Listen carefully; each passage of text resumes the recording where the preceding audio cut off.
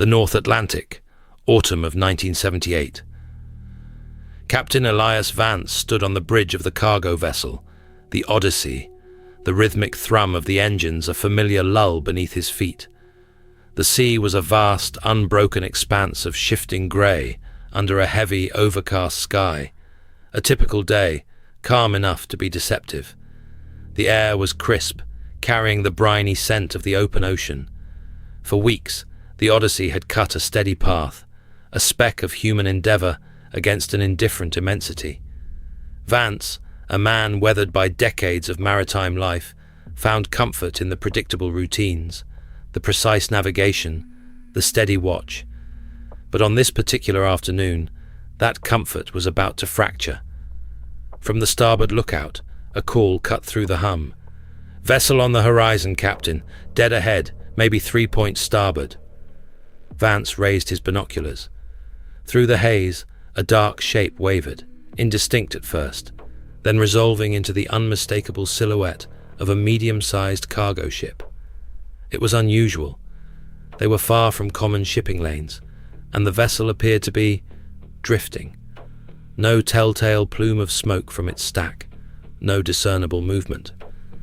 He watched for several long minutes, the ship remaining stubbornly still.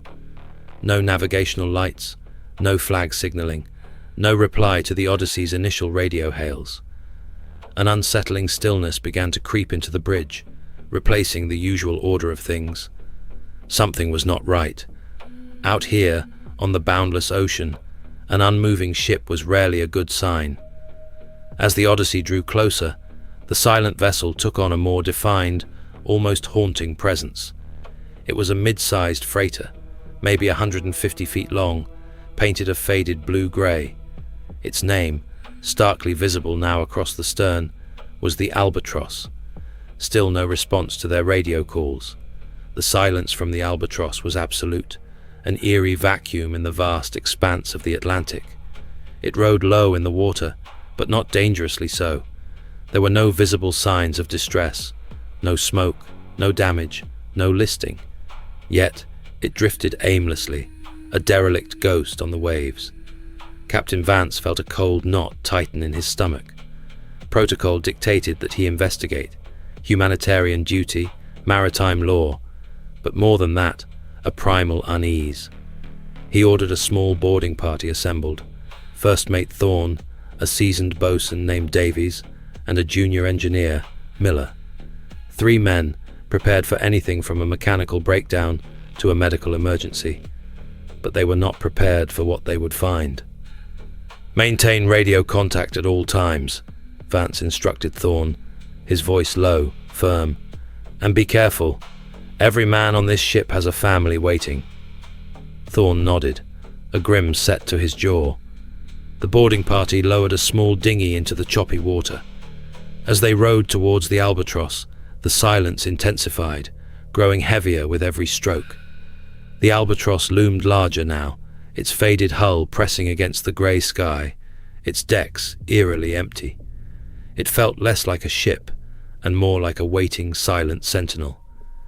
They reached the Albatross and secured their dinghy to a rusty ladder dangling from its side. The 3 men, Thorne leading, clambered up, their boots echoing hollowly on the wet, salt-caked deck. The air was still, thick with the scent of sea and diesel, but devoid of any human presence. No gulls cried overhead. Even the wind seemed to hold its breath. The ship was immaculate. No sign of a struggle, no broken equipment, no abandoned tools. The deck was clean, ropes neatly coiled, hatches secured. It was as if the crew had simply stepped off. Thorne called out, his voice swallowed by the vastness. "Hello, anyone aboard?" Only the creak of the ship's timbers answered him. They moved cautiously, a slow, methodical search. The bridge was empty, the navigation equipment dark. The engine room below was silent, the smell of warm oil lingering faintly. They descended deeper, into the heart of the ship, the narrow corridors growing darker, claustrophobic. Then, the galley. The smell hit them first, the distinct, savoury aroma of a recent meal. They pushed open the door. Inside, The scene was frozen in time. A half-eaten plate of stew sat on a table, a fork resting beside it. 3 mugs, still bearing faint steam, held remnants of coffee. A loaf of bread, partially sliced, lay on a cutting board. The air in the room was noticeably warmer than the rest of the ship. The food was still warm. Thorne stared, his mind struggling to process the image. It was a tableau of interrupted life, a moment suspended. Someone had been here, moments ago, eating a meal. But where were they now? The search continued, growing more frantic, more desperate. Every cabin, every compartment was meticulously checked. Thorne, Davies and Miller moved through the Albatross like ghosts themselves, calling out, listening for any sign of life. But there was nothing. Not a sound, not a shadow. No one in the bunk rooms, no one in the supply lockers, no one in the cramped crew quarters. Every single soul vanished. Personal belongings were left untouched. Wallets lay on bunks, pipes rested in ashtrays. A half-finished game of chess sat on a table in the recreation room.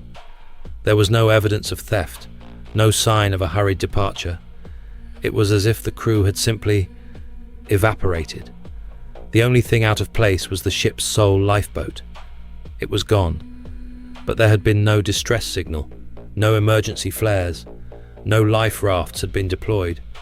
If they had abandoned ship, why the silence? Why the lack of any alarm? And why leave behind their valuables, their warm meal, their very lives, without a trace? In the captain's cabin, a logbook lay open on the desk, the last entry dated mere hours before the Odyssey's discovery.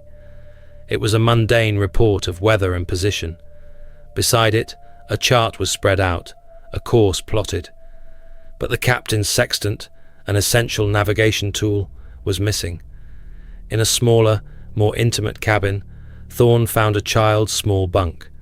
On it, a crude, handmade wooden boat, worn smooth by tiny hands. A child had been aboard the Albatross. This detail, more than any other, brought a chilling, human dimension to the impossible emptiness. When the Odyssey's boarding party returned, their faces were pale, their reports delivered in hushed, disbelieving tones.